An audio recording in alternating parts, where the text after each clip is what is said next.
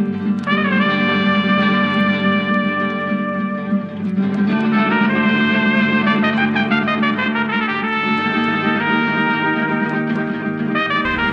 where's the office, back at Division?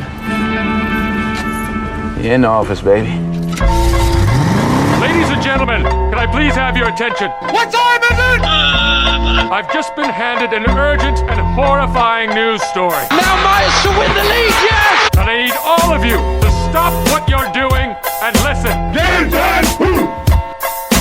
Well, hello and welcome to the Below the Rim show, a show dedicated to the BBL. It's just me, Pabz. Got some interviews to share with you that took place tonight being Sunday night after the Plymouth City Patriots lost to the Manchester Giants in what was a very exciting game, entertaining game, close right the way up to the last sort of 4 or 5 minutes when the Giants kind of took it away from the Pats.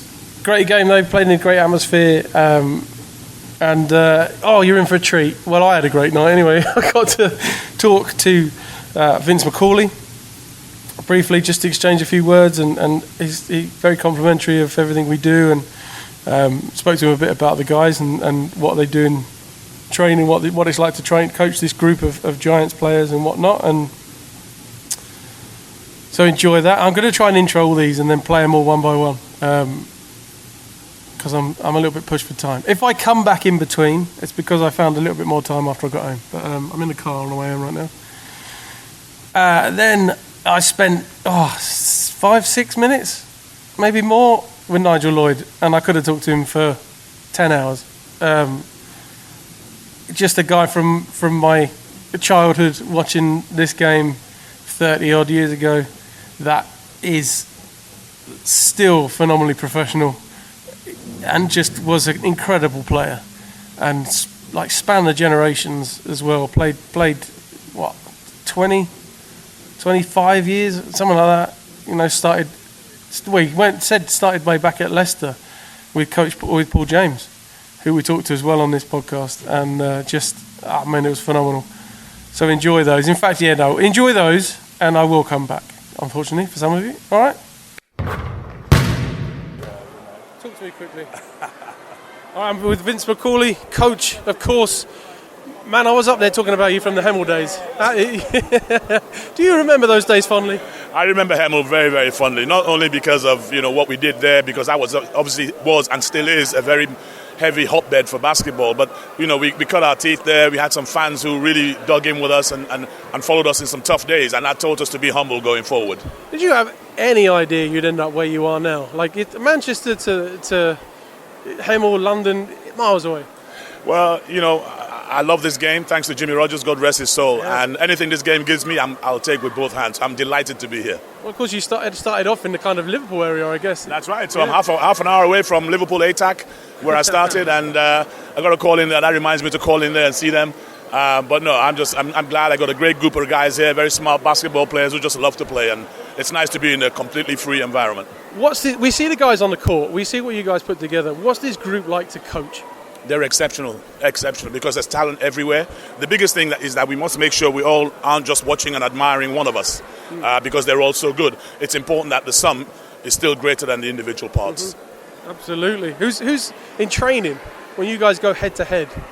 Do these guys? Are there any matchups you favour? What you like watching in training? It must be like watching an all-star game. Well, when we're in practice, first of all, the guy who hates to lose the most, they all hate to lose, but the most is Fletcher. I'm a referee and I'm throwing him out of practice and then bringing him back in all the time. But no, they love to practice, and I'm not allowed to blow the whistle anymore. Nigel has to blow the whistle. Good stuff. Well, thank you very much, Coach. Good luck for the rest of the season. Thank you so much. Thank you. No worries. I was going to talk to you about this. I'm with Nigel Lloyd, BBL legend, and I'm going to start things off by saying we at the the cup final recently. Myself and my buddy Ads, we've been following the game for decades. We managed to corner Robbie Youngblood, and we asked him who he thought the greatest player in the BBL history was. Alton Bird, Alan Cunningham. He said you. Oh, he's my guy. We talk a lot. He's not wrong, though. I felt I put my work in, Hell but yeah. I'm not going to say that I was the greatest. Obviously, that's for other people to decide. Obviously, I thought I handled myself well. I represented myself, and when I played, you had to put me on the scouting report. You just didn't leave me. So I figured, hopefully, that's how I impacted the game in the 90s for sure. See, and your longevity seemed to stretch forever, because I used to watch you back in the day when you played for Thames Valley, and then, of course, come through Milton Keynes Lions, and all that in between. There's a huge gap there, man, and you just bought it every time. Yeah. It was something about, just staying in shape, getting yourself ready mentally and physically for the game. Also, it didn't hurt that I used to go to Barbados in the summer, play for the national team, if you call that playing, because I'm on the beach, I'm relaxing, I get my workout, I go lift, and then I'll go hang out. So I thought I had the best of both worlds, because the summer was the summer, even though I played and I stayed in shape. But then come back here, I was really focused, and I was on some good teams, and I had some really good teammates, and that's what I'll give it credit to, all the teammates that I played with as well. Well, I was going to ask Vince this. Do you lace them up in training now? Because you still look in good shape, man. I do lace them up, but I have a rule. I am not playing any defense, and we're only playing half court.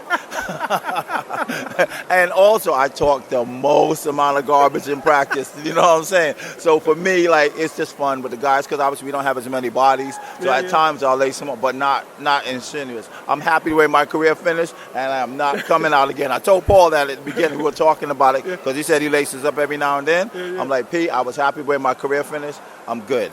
Well, of course, you were teammates for a long time and went through some good seasons together down at Thames Valley. He was my guy on my MVP year in '94. Yeah. He was my guy, and we won the league that year. We won the trophy that year. You know what I'm saying? So, and also way back, '87, we played together in Leicester. Of course, I've seen the pictures. Way back, yeah. So Paul and I, we played basketball together for a long time. We know each other really well. And I'm very good friends with a guy called Josh Bett. Oh, yeah. Who, of course, is your old coaches. Two-time coach of the year, Mick Bett. Yeah, that's my guy, Mickey, too. And he really helped us take to the next level, because we were not losing. We were second. One year, we were second in everything. Couldn't win. And Mickey came in the next year. We won the WICB. We won the trophy. The next year, we won the league, and then we won the trophy. You know what I'm saying? So Mickey took us to another level from where we were, and he really helped us to become the players we were. I can remember being, as a Bears fan, being in awe of him. Have you particularly as well? Leicester James, that one season when you guys had Leicester James, of just kind of being in awe, and the way he talked to you guys in timeouts, and the way he was very calm. Obviously, we had Alan Cunningham, full of fire, full of charisma, very different. And we look across at Mick Bett, calm as anything. And you guys, great squad that was. It was a great squad. That Leicester James squad, we hung out and we were really good friends, similar to what these guys do. They're like really good friends off the court. We used to do everything together, and we just hang out, go eat. We eat in each other's houses, those kind of things. And Mickey came in and he just helped us gel to take us to the next level and to win the WICB against CSKA Moscow. Whatever you say about them then, they were still CSKA Moscow, and we still was able to win in the finals. You know what I'm saying? So, for that, we're real grateful for that.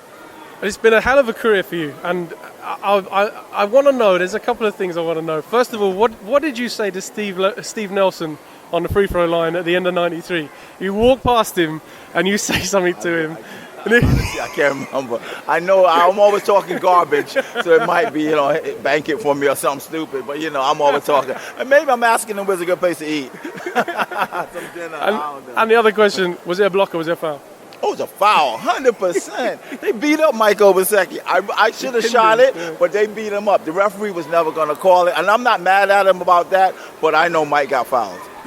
Colin Irish says don't take that block away from him. It's the only time he ever played defense. Yeah, I'm not going to take it, because I love Colin. He's my guy. We competed, but he's a real good guy, and he was great for the era of basketball. So I'm not going to take it away from him, but I thought he got fouled. And even if it wasn't Colin, it was like the two other guys you could have chose. He didn't just do it by himself, so I thought he got fouled. I have two more questions, and then I'll let you go, because you guys have got a long journey home. But question one, you guys have on your squad right now somebody who I liken to Alton Bird considerably in Rahmon Fletcher.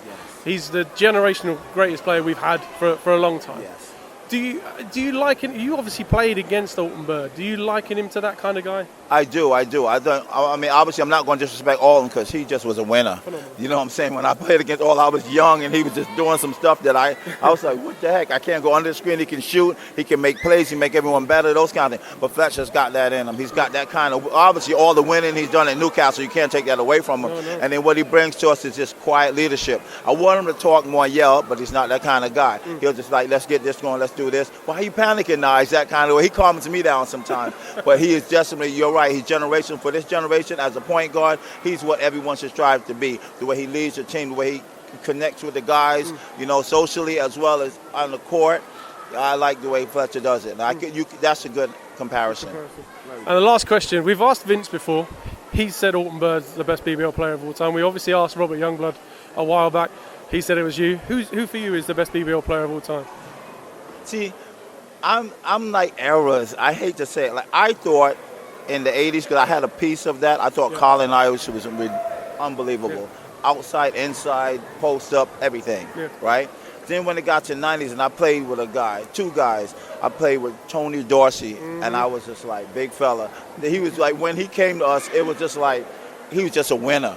He's the kind of guy that if I'm not hit, shoot the ball, that kind to me, Or if he's got post position, I can't get the ball, he'll want me to shoot it so he can rebound for it. You never hear that. Yeah. You know what I'm saying? So I thought Tony Dorsey, for our era, was the guy. I have no disrespect to him, but I really like Dorsey. Well, thank you very much for your time, sir. We really appreciate it. All right, no problem. Thanks for having me. Thanks, buddy.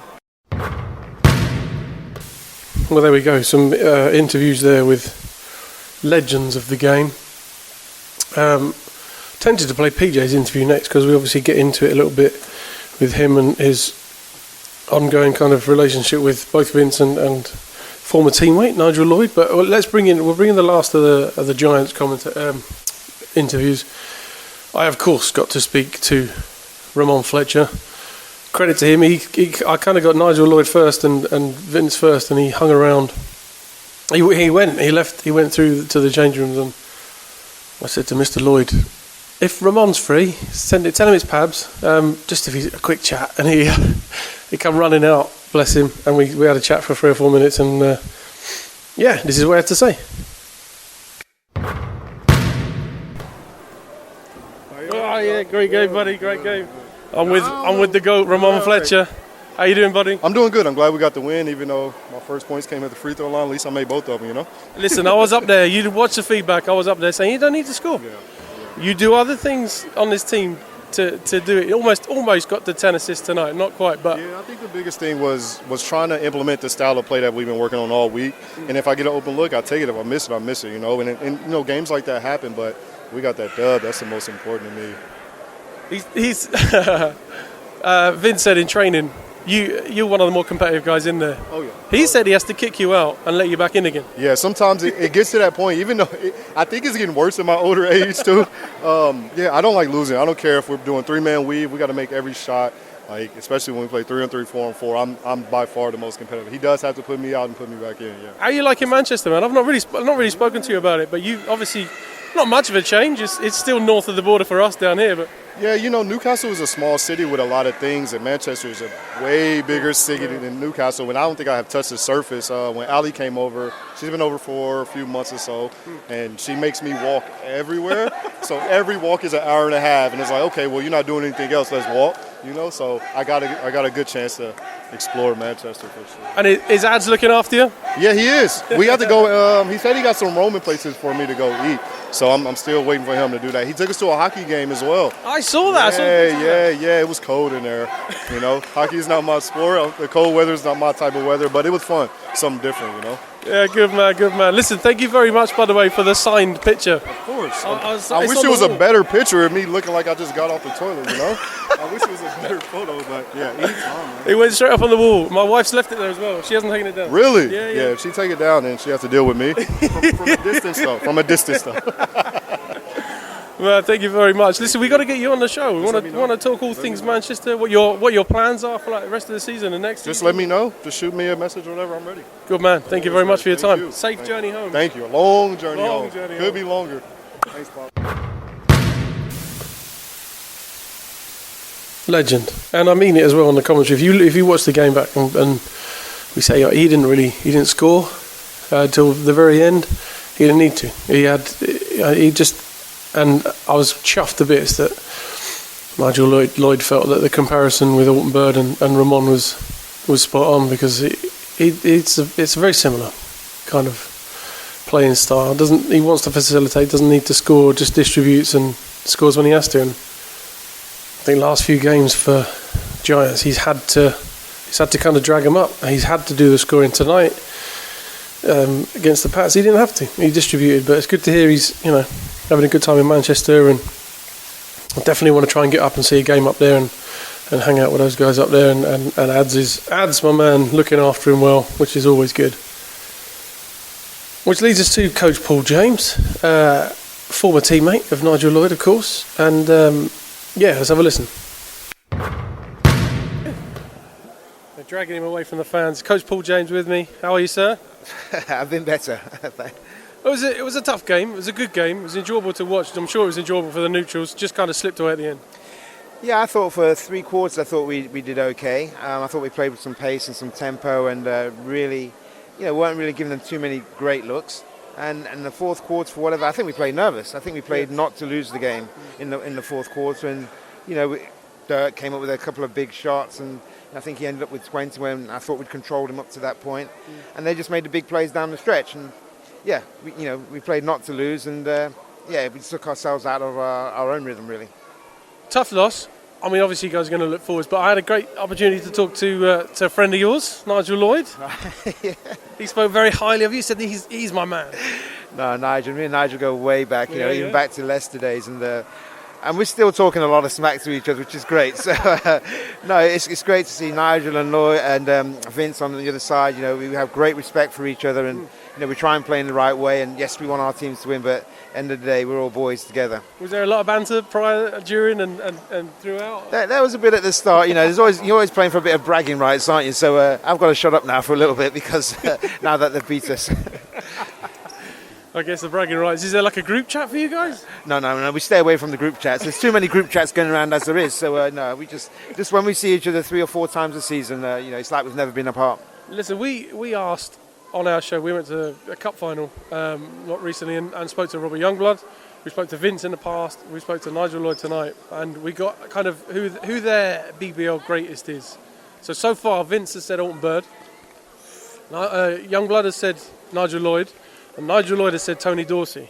Wow. Generationally, though, he went Tony Dorsey, Colin Irish, he said before that.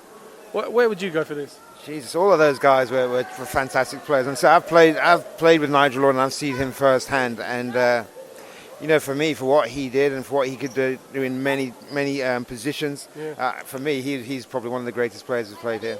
There you go. This is getting fun. I'm going to have to do this. I'm going to have to track down you guys that played through the big times. What I want to know is nobody said me. You were the next on the list. Oh, okay. You were the ball handler. Yeah, I was carrying the balls, you mean? Yeah. No, I think Nigel. I think Alton Bird was one of the first superstars to have played in the BBR. There'd never been anybody like him before, and so I think he is a good shout as well. But I say, having played with Nigel Lloyd, I've coached Tony Dorsey. Yeah. That's a great shout as well. Course, yeah. So. Hey, there were some fantastic players in the league back in the day. Oh, that's good. Thank you for your input on that, sir. I'm amazed I haven't asked you that question before. No, why? Yeah, I wonder why. Yeah, you are. Yeah, get your act together. I'm always a little bit taken aback by you guys because I used to watch you guys all the time back in the day. It's right. You're one of us now, so you can relax, you can chill, have a bit of banter with us. It's fine. It's fine. Well, thank you very much for your time. Looking forward. You guys excited for the rest of the season? Obviously, new guy coming in. Yeah, new guy coming in, and he looks to be a little bit of a talent. So hopefully we can get him.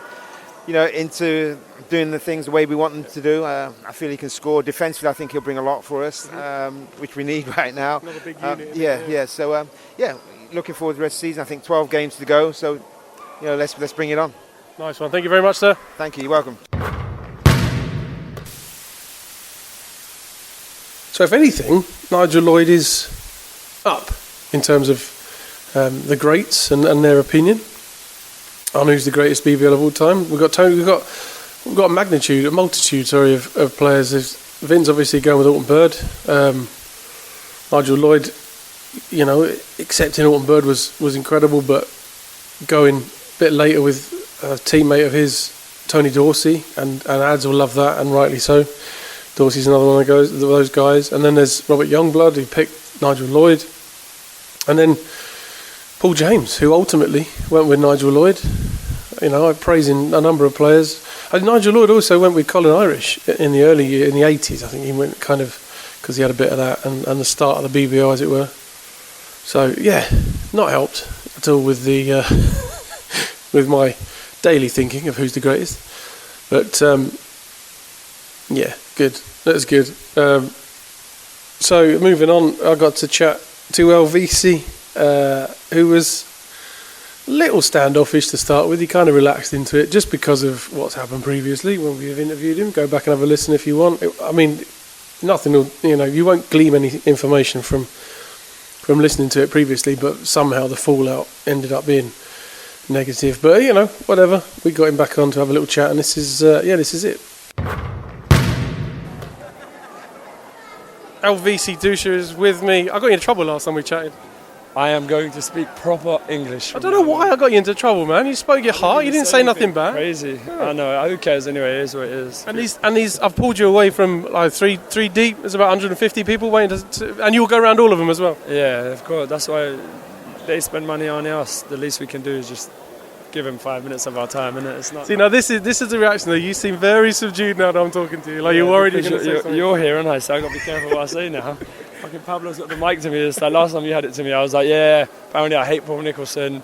Apparently, everyone's shit, and I'm grumpy. So fuck it. That's what we want, though. That's what we want. We want the realness on the Below the Rim show. Well, to be real with you lot, I think we gave them the game. There, they made a few important shots and down the stretch. So I feel like we gave them the game. We got a bit tired. We started bullshitting, and we started being idiots in the. Excuse me. We started being a bit silly towards. By silly, I mean mistakes, turnovers towards the fourth. And me personally, I felt I got a little bit tired as well. I'm not sure why. Well, man, you played last weekend, and most people would have been in bed. I know, but it is what it is, mate. That's a superhuman effort.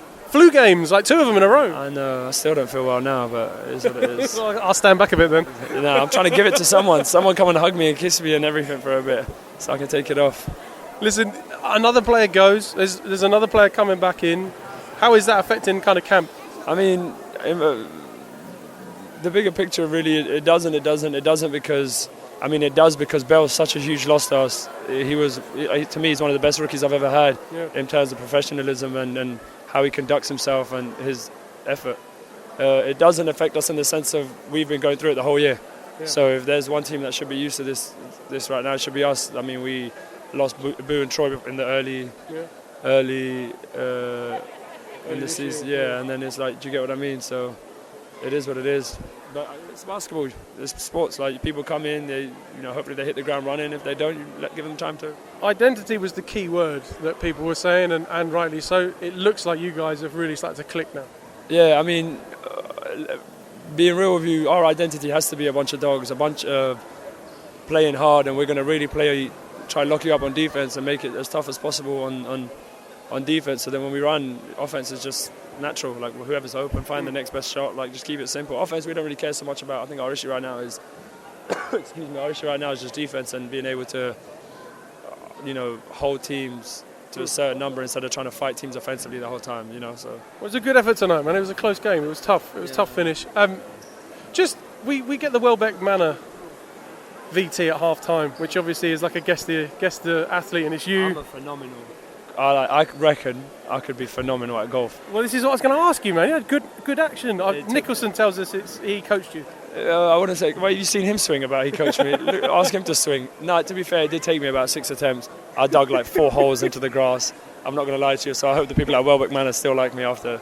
Well, I hope the groundsman is cool with me. Let's talk of us going on the golf course. Me, Nicholson, and Joe Hart. You coming? Yeah, I'll be there for banter. I'll be there to chill out. I'll do the potting bit because I can do that bit. I can't do anything further than that. I'm not going to lie. What's what they say? Drive for pro? Drive for show? Putt for a pro? When I first got there, I'm telling PJ, why is the pitch so big? He's like, we talking about pitch. And then the other one, it started rolling in, and I was like to him, yes, I got a 6. He's like, this ain't cricket. What are you talking about 6? So I still got a long way to go, but it's all right though. All right, man. We'll get back to these fans. Let me get back to these lot, mate. Good to see you. And there we go. And that'll do it for us. I'm going to go and have my dinner. Hopefully get this out in the next couple of hours. Sunday evening. Caledonia Gladiators are playing right now. Sunderland. That's how far back I go. Sorry, Scorchers. But it's good tonight as well. Just a shout out to Jack, who does the Pat's Pack podcast. Brand new edition out Friday, which I haven't listened to yet, but I'm going to listen to it and check that out. And yeah, shout out to him. Gave me some some nice feedback courtside after the game, and we had a little chat. And I want to go on. I want to go on his show. Nicholson wants to go on it as well. Wants to do like a crossover, but I want to go on as a guest and just relax and speak my mind and whatnot. So that could be fun. But yeah, check that out. Good shout out to him for like making the effort, and it is an effort, and he'll get used to that as it progresses. It's fun though. It's good fun. And then of course, Mark Hedrick Bell. I went to interview him, and I've not seen scenes like it for a while. There were fans, parents, kids, adults weeping. To be honest with you, hugging him. Couple of the younger lads I'm guessing from his sort of work in the community and coaching at schools and things, wouldn't let him go. I got a picture which I'll tweet out later on as well, where he gave his shoes to one of the young kids, signed them for him, and I left the interview to the Patriots guys, to the guys at Plymouth City College to do, because I was watching him go around and watching the fan reaction, his reaction. He got presents, just I was in bits as well. Like everybody watching was kind of filling up, and credit to him, true professional. What a game he had as well. He hit some big threes, huge dunk. I mean, he's maybe one of the dunks of the season. Dunked over 7 foot, legend Robertin. And not just a little bit, if you know what I mean. Absolutely threw it down on him. What a way to go. I wish him all the best and hope that he comes back soon, or in the not too distant future. But there you go. That's it for this week. Well, I say this week. We'll be back either Monday or Tuesday. We've got a guest. I think we've got a guest coming on. It might be next week, so I won't say anything. But yeah, good. Till next time, take it easy. We'll speak to you soon.